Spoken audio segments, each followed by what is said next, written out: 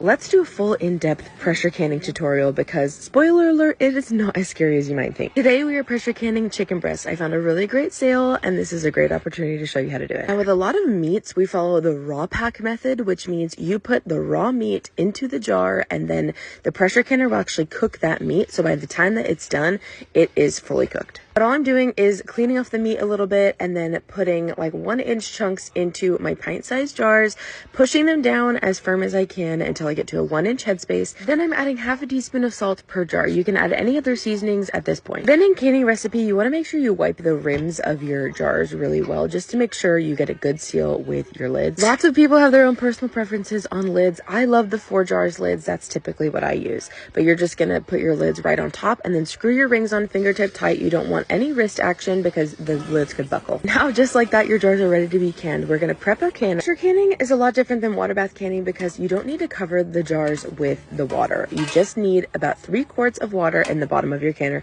Every pressure canner might be a little bit different, so check your manual. They'll tell you how much you need. I have the Presto canner and I can personally do 2 layers, which is amazing. So then I'm just going to put my lid right on and then turn my heat on high. It's going to take a couple minutes to come up to pressure. If you've ever used like an Instant Pot, it's kind of similar to that. So on the top, you have this button and then this steam release valve as well as your pressure gauge. You'll start to see everything kind of steam a little bit, but you want to wait for this button to pop up.